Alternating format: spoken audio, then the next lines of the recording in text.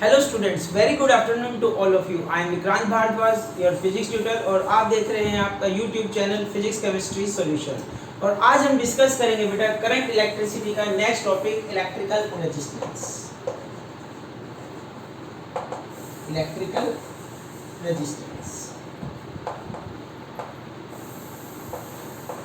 Resistance क्या है बेटा? 9th-10th क्लास से हम पढ़ते आ रहे हैं रेजिस्टेंस के बारे में। रेजिस्टेंस क्या है? It is the opposition offered by conductor to the flow of current. तो simple definition, it is the resistance, it is the obstruction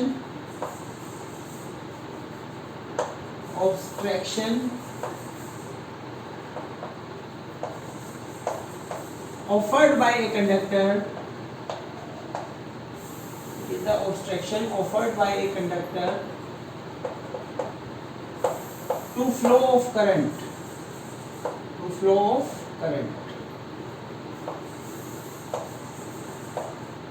through it, जब भी किसी कंडक्टर में से बेटा करंट फ्लो करता है तो वो उसका जो कंडक्टर है, वो कंडक्टर का जो रेजिस्टेंस है उसके फ्लो को क्या करता है? अपोज करता है। तो it is the obstruction offered by a conductor to the flow of current through it. Another definition देखिए, according to formula we know that Ohm's law से V = IR। तो यहाँ से R किसके इक्वल हो जाएगा बेटा? V/I। यहाँ से डेफिनेशन मिलेगा। Resistance is also defined as the ratio of potential difference applied across the ends of conductor and to the current flowing through it. It is also defined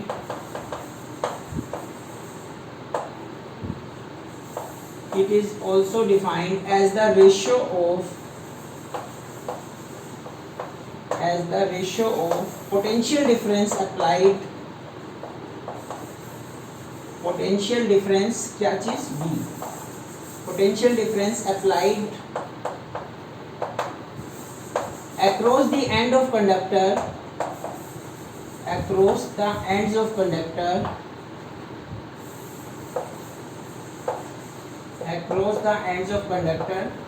to the flow of current. I means to the flow of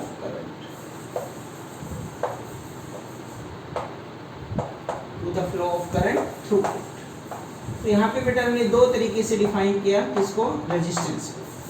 अगर मैं बात करता हूँ units की, तो ये जो unit है बेटा, SI unit of resistance is ohm. क्या यूनिट है? Ohm, represented by omega. कैसे रिप्रेजेंट करेंगे इसको? ओमेगा से। हम 1 ओम रेजिस्टेंस किसको कहेंगे? जब पोटेंशियल कितना अप्लाई करेंगे? 1 volt across the ends of conductor. और जब 1 एम्पियर करंट किसी कंडक्टर में से पास करेगा तो वो कंडक्टर कितना रेजिस्टेंस ऑफर्ड करेगा उस करंट को? That resistance is known as 1 ohm. तो हम यहाँ से 1 ओम को डिफाइन कर सकते हैं। 1 ohm is that much resistance offered by a conductor when a potential difference of 1 volt is applied across its end and a current of 1 ampere is passing through it. 1 ampere current pass कर रहा है बेटा, 1 volt potential इसके and के across हमने लगाया हुआ है। तो जितना रेजिस्टेंस ऑफर करेगा वो कंडक्टर, वो रेजिस्टेंस होगा 1 ओम। अगर मैं बात करता हूँ इसकी डायमेंशंस की, किसकी बात करते हैं हम? इसके डायमेंशंस की। तो कैसे कैलकुलेट करेंगे डायमेंशंस?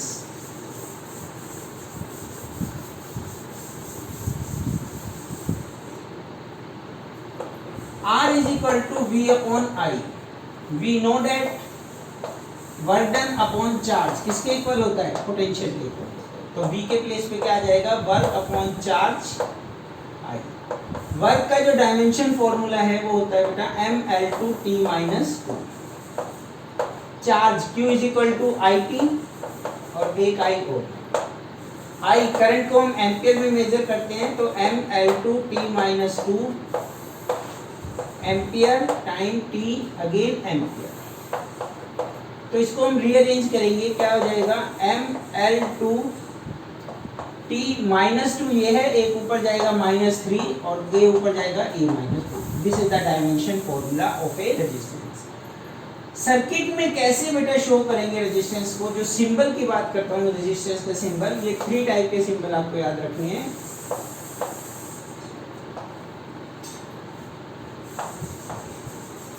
ये जो रेजिस्टेंस का सिंबल है ये है फिक्स्ड रेजिस्टेंस, इसकी वैल्यू वेरी नहीं करेगी, फिक्स्ड रेजिस्टेंस।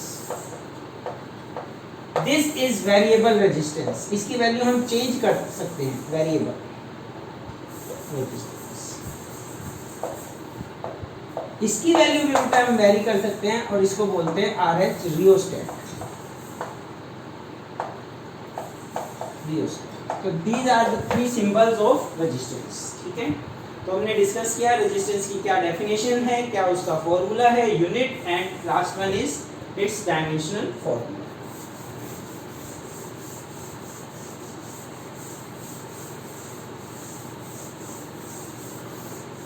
अब हम डिस्कस करेंगे बेटा factors on which resistance depends.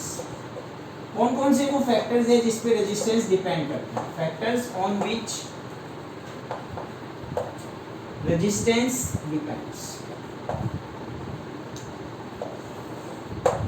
तो यहाँ पे बेटा जो इंपॉर्टेंट टू फैक्टर्स हैं वो है length and second one is area, length and area. Resistance जैसा कि मैंने आपको बताया बेटा, रेजिस्टेंस क्या है, opposition offered by conductor to the flow of current. एक सिंपल से एग्जांपल से हम डिस्कस करते हैं। सपोज कीजिए हम प्लेटफॉर्म पे हैं और हम अपनी ट्रेन के लिए रन कर रहे हैं प्लेटफॉर्म पे, तो क्या होगा बेटा, हमारा कोलिजन होगा। तो रेजिस्टेंस, इससे पहले एक चीज और बताता हूँ, कॉज ऑफ रेजिस्टेंस क्या डिस्कस करते हैं, cause of resistance, cause of resistance of a conductor.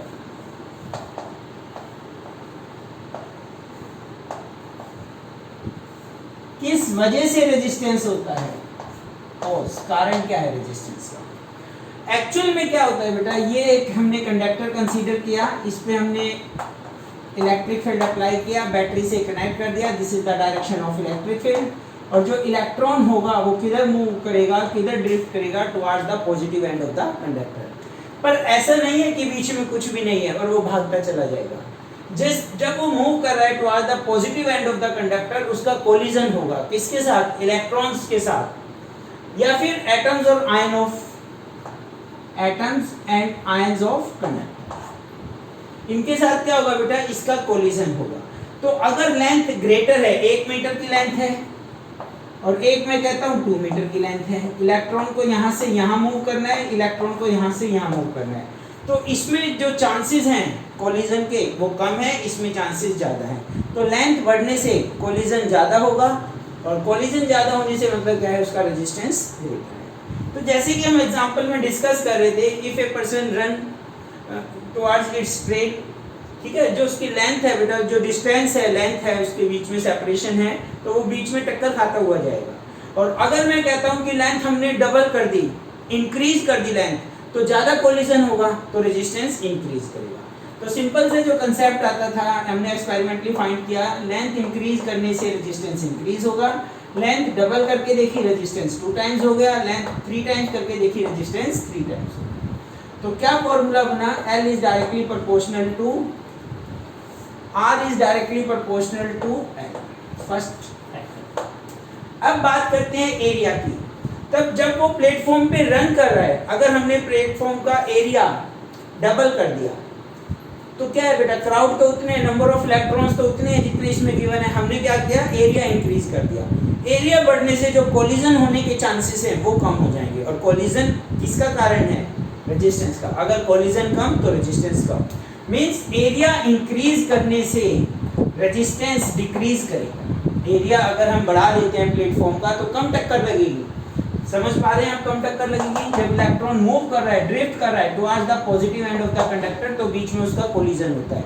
ये जो कोलिजन है यही तो स्पीड को डिक्रीज कर देता है बेटा। फिर से स्पीड डिक्रीज होगी, 0 हो जाएगी, इलेक्ट्रिक फील्ड लगेगा, फिर स्पीड धीरे धीरे बढ़ेगी और इसके बाद फिर कोलिजन हो जाता है। ये प्रोसेस आपकी थ्रू आउट चलती रहती है जब तक कि इलेक्ट्रॉन पॉजिटिव एंड तक रीच नहीं करता। तो यहाँ पे हमने एक्सपेरिमेंटली फाइंड किया कि एरिया इंक्रीज करने से रेजिस्टेंस डिक्रीज करते हैं and resistance is inversely proportional to it. तो ये 2 इंपॉर्टेंट फैक्टर हैं। इसके अलावा और किस पे डिपेंड करता है, nature of medium. Nature of medium पे डिपेंड करता है रेजिस्टेंस एंड टेम्परेचर, इनको बेटा हम आगे डिटेल में डिस्कस करेंगे, टेम्परेचर का ग्राफ वगैरह भी डिस्कस करेंगे। नेचर ऑफ मीडियम से मतलब क्या है कि किस टाइप का मटेरियल है, कॉपर है या फिर एल्युमिनियम है, सिल्वर है, ठीक है। हर एक मटेरियल का जो मीडियम है उस पे अलग अलग करंट फ्लो करेगा। कोई करंट को अलाउ करेगा, आसानी से अलाउ करेगा, कोई कम अलाउ करेगा, ठीक है। तो नेचर ऑफ मीडियम पे डिपेंड करता है, ऑल्सो डिपेंड्स अपॉन टेम्परेचर। तो ये जो 3 या 4 फैक्टर्स हैं ये हमारे इंपॉर्टेंट फैक्टर्स हैं जिन पे हमारा रेजिस्टेंस डिपेंड करता है। बात करते हैं अगर फॉर्मूले की, तो उसके लिए जस्ट 2 फैक्टर्स इज रिक्वायर्ड। क्या फॉर्मूला होता है बेटा? Resistance is proportional to L and inversely proportional to area. इस प्रोपोर्शनलिटी साइन को हटाएंगे तो एक कांस्टेंट आएगा, that constant is known as specific resistance, that constant is known as resistivity. तो ये जो कांस्टेंट ऑफ प्रोपोर्शनलिटी है इसको रीड करना है रो, और ये है क्या बेटा? Rho is constant of proportionality and is known as specific resistance, and is known as specific resistance। दूसरा नाम रेजिस्टिविटी, दूसरा नाम क्या है बेटा? रेजिस्टिविटी। तो यहां से एक चीज और क्लियर करेंगे बेटा हम, यहाँ पे जो रेजिस्टेंस है वो डायमेंशंस पे डिपेंड करता है। डायमेंशन मींस अगर हमने लेंथ इंक्रीज कर दी रेजिस्टेंस में क्या चेंज होगा? इंक्रीज होगा, डिक्रीज होगा। एरिया हमने कम ज्यादा कर दिया तो रेजिस्टेंस में इस टाइप के काफी क्वेश्चन आते हैं। पर ये जो रेजिस्टिविटी है ये डायमेंशन पे डिपेंड ही नहीं करती। लेंथ बढ़ाओ घटाइए, एरिया को कम करें ज्यादा करें, रेजिस्टिविटी में कोई चेंज नहीं आएगा। तो चेंज किस में आता है बेटा? रेजिस्टेंस में चेंज आता है, रेजिस्टिविटी में देयर इज नो चेंज। तो रेजिस्टिविटी पहले जितनी थी बाद में भी उतनी रहेगी। रेजिस्टिविटी किस पे डिपेंड करती है बेटा? मटेरियल पे डिपेंड करती है। मटेरियल, अगर कॉपर का मटेरियल है, अगर मैंने उसकी लेंथ बढ़ाई तो भी वो कॉपर का ही रहेगा, एल्युमिनियम का नहीं हो जाएगा। एरिया बढ़ाया तो भी वो कॉपर का ही रहेगा। तो कॉपर की रेजिस्टिविटी सेम, एल्युमिनियम की अलग। Is it clear? तो हमने ये डिस्कस किया factors on which resistance depends and cause of resistance. क्या कॉज है बेटा? जो कोलिजन होता है, जब इलेक्ट्रॉन ड्रिफ्ट करता है towards the positive end of the conductor, इसका जो कोलिजन होता है किसके साथ? विद द फ्री इलेक्ट्रॉन्स कह लीजिए या विद एटम और ions of the conductor. This is the cause of resistance. तो यहाँ पे एक फॉर्मूला हमने ड्राइव किया है बेटा, R is equal to rho L by A. एक फॉर्मूला हमने पहले यूज किया था R का, क्या फॉर्मूला था? R is equal to ML NE square tau, NE square tau. तो इन दोनों इक्वेशन को अगर हम कंपैरिजन करें, ये कहाँ हमने पढ़ा था? In the deduction of Ohm's law. कहाँ पढ़ा था बेटा? इसी प्रीवियस लेक्चर में, deduction of Ohm's law.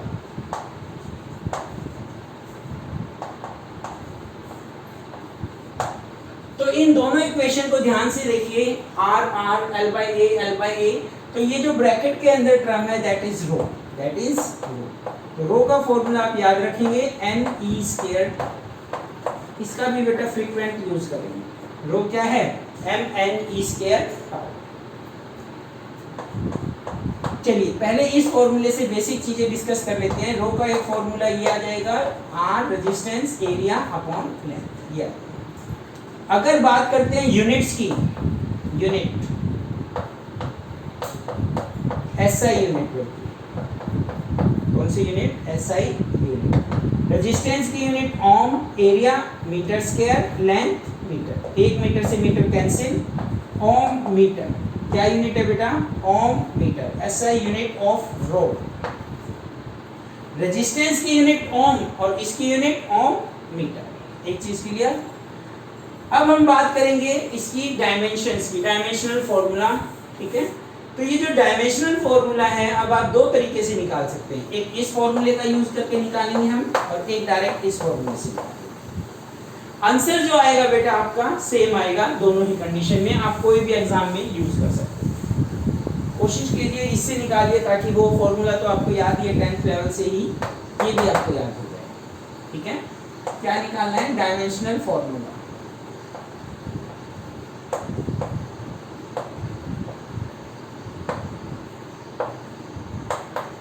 M mass represented by M, mass of the electron, a constant है बेटा। N number of free electrons, per unit volume कह रहा हूं मैं, तो इसका डायमेंशन फॉर्मूला होगा L की पावर -3, ठीक है। E चार्ज, E क्या है, charge means Q is equal to IT AT, और इसका स्क्वायर है तो A square T square, time relaxation time T। तो ये हो गया बेटा ML-3 A2 T3। रीअरेंज कीजिए ML3 A-2 T-3। This is the dimension formula for rho. इस फॉर्मूले से हमने निकाला। इससे निकालते हैं R। V is equal to क्या होता है बेटा, V is equal to IR। तो R की वैल्यू क्या होगी, V/I। R की वैल्यू क्या होगी, V/I AL। V की जगह पे रख दिया work done upon charge, V के प्लेस पे क्या रखा, work upon charge area IL।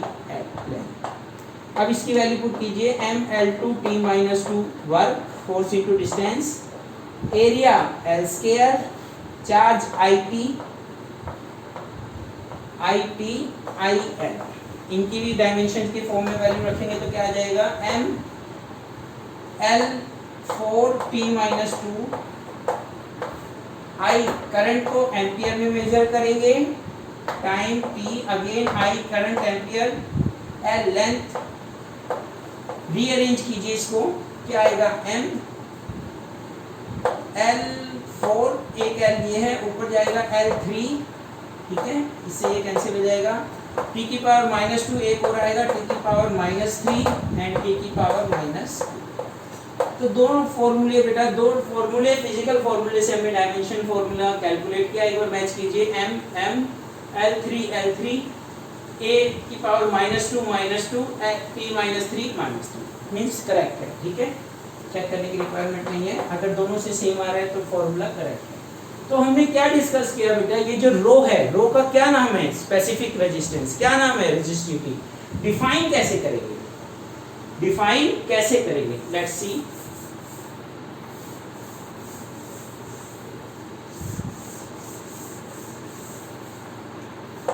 R is equal to rho L by A।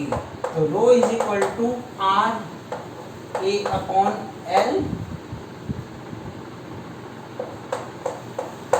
तो यहां से रो R के इक्वल होगा if area, unit area and unit length, ठीक है। अगर मैं किसी कंडक्टर का एरिया क्या लेता हूँ, यूनिट एरिया 1 मीटर स्क्वायर ले लिया, 1 मीटर लेंथ ले ली बेटा, तो उस कंडीशन में ये भी 1, तो रो किसके इक्वल है, R के इक्वल। इसको आप वर्ड्स में, अपनी लैंग्वेज में, अपने वर्ड्स में लिख दो, ये दोनों टर्म आनी चाहिए, दैट्स इट। तो स्पेसिफिक रेजिस्टेंस और यू से resistivity of a material is equal to its resistance. Resistivity is equal to resistance when there is a unit area and unit length. बिल्कुल सिंपलेस्ट, आप कम से कम वर्ड में बस सारी चीजें यूज हो। Resistivity is equal to resistance when there are the unit length and unit area. ठीक है, इस टाइप से इसको हम वर्ड्स में लिख लेंगे। तो ये हमने रेजिस्टिविटी के बारे में डिस्कस किया, रेजिस्टेंस के बारे में डिस्कस किया। Now we discuss on which factor the resistivity depend. कौन से वो फैक्टर है बेटा जिस पे हमारी रेजिस्टिविटी डिपेंड करेगी। तो अभी जो आपको एक नया फॉर्मूला याद करवाया है वो क्या है, MNE² टाउ। क्या है, MNE² टाउ।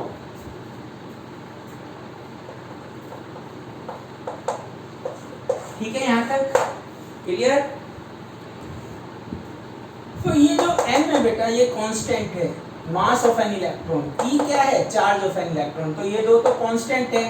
तो रो जो डिपेंड करेगा, क्या टॉपिक है, factors on which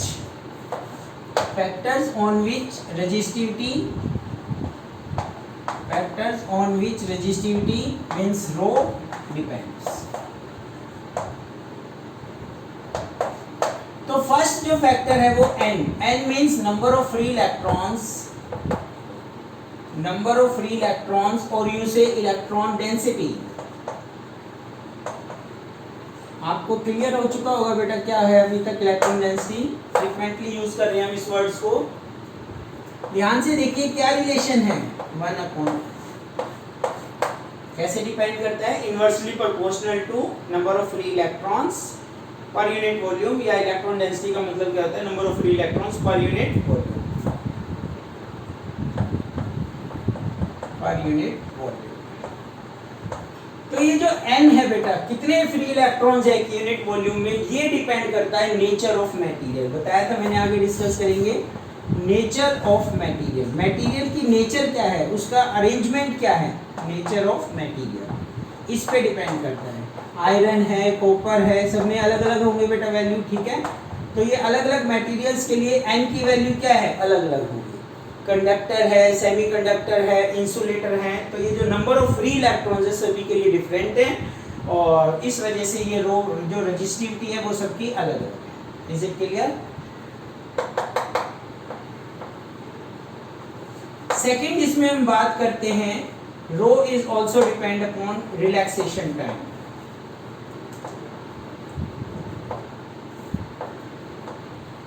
relaxation time या average relaxation time tau.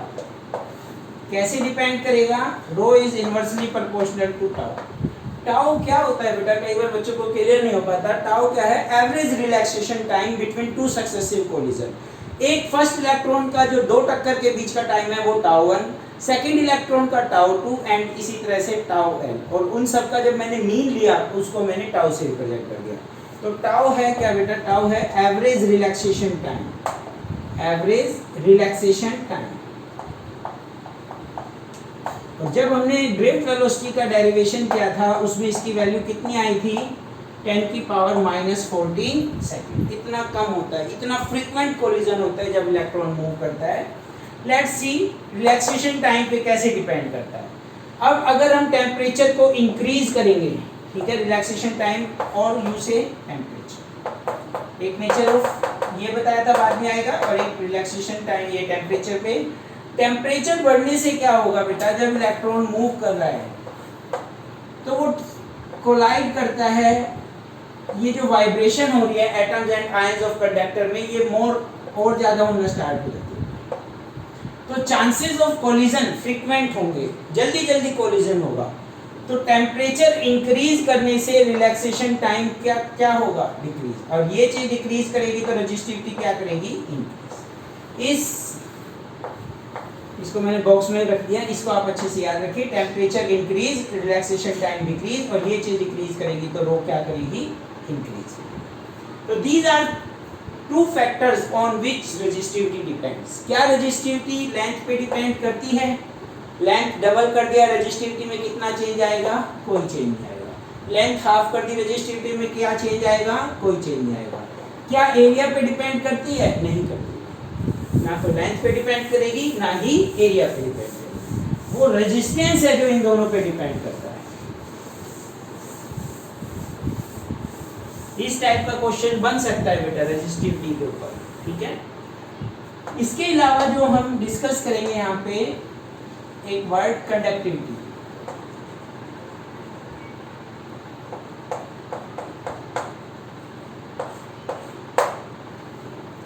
Resistivity for copper is very small,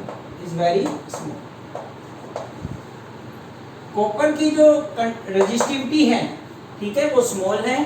तो जो कंडक्टिविटी होगी कॉपर की वो क्या होगी? Very large, very large. Actual में जितने भी हमारे कंडक्टर्स हैं बेटा, मेटल्स हैं, कंडक्टर्स हैं, उसकी रेजिस्टिविटी कम होती है, ठीक है, और कंडक्टिविटी इसका रिवर्स होता है। यही रीजन है कॉपर की कंडक्टिविटी, सिग्मा मींस कंडक्टिविटी, रो मींस रेजिस्टिविटी। आगे डिटेल में पढ़ेंगे अभी नेक्स्ट टॉपिक। तो ये जो कंडक्टिविटी है ये लार्ज है, इस वजह से हम कॉपर को यूज करते हैं for connecting wires. Copper used as connecting wire, connection provide करने के लिए हम कॉपर का यूज करते हैं एज ए कनेक्टिंग वायर। दूसरा ये जो एलॉय यूज करते हैं हम, alloy like Nicole, manganese, constantan, तो इनके जो कॉन्फ़िगरेशन है बेटा, कॉपर 60%, निकल 40%, कॉपर, मैग्नीज एंड निकल, 84, 12 एंड 4, ठीक है 100%। कॉन्फ़िगरेशन भी याद रखिए। ये जो एलॉय है, एलॉय क्या होता है? मिक्सचर ऑफ 2 और 3 मेटल्स, ठीक है। एलॉय क्या है? मिक्सचर। तो जो हमारे रजिस्टर्स होते हैं, जो डिवाइस होते हैं, वो हम किसके प्रेफर करते हैं? वो किसके बने होते हैं? इन एलॉयज के बने होते हैं, मैंगनीज के कांस्टेंट पे, ठीक है। किसके बने होते हैं? इन एलॉयज के। दूसरा इसमें इनके बनाने का क्या रीजन है बेटा? R is equal to rho L by A for a given resistance, for given diameter of wire, for a given resistance, for a given diameter of wire, जो रो है इनका रो क्या होगा? Very small, very small, sorry rho means resistivity is very high, तो length हमें कम रखनी पड़ेगी। तो कम लेंथ में ही काम चल जाएगा। फॉर एग्जांपल 2 ओम की मेरे को वायर लेनी है, तो इतनी सी वायर में काम चल जाएगा अगर इसकी है तो, रफली बात कर रहे हैं। अगर किसी और की वायर है, कॉपर की है या उसकी है, तो आपको बहुत ज़्यादा लंबी वायर कंसीडर करनी पड़ेगी फॉर 2 ओम रेजिस्टेंस। तो इसको फिर से सुनिए एक बार, क्या इसका फंक्शन है, क्यों हम इसके एलॉय के बनाते हैं? For a given resistance, for given diameter of wire, because rho is more for alloy, so length is less। अगर ये ग्रेटर है तो ये हमें लेस रखना पड़ेगा, क्योंकि ये दोनों तो क्या है? कांस्टेंट है, फिक्स है, गिवन है। ये इधर आ जाएगा, ये दोनों चीजें गिवन है, कांस्टेंट है, तो इसमें अगर रो ग्रेटर रखेंगे तो लेंथ, कम लेंथ में काम चल जाएगा। आज हमने डिस्कस किया बेटा regarding resistance and resistivity. Next lecture में हम डिस्कस करेंगे करंट डेंसिटी के बारे में, डिस्कस करेंगे कंडक्टेंस क्या होता है, ठीक है, कंडक्टिविटी क्या होता है। Thank you very much. Have a nice day.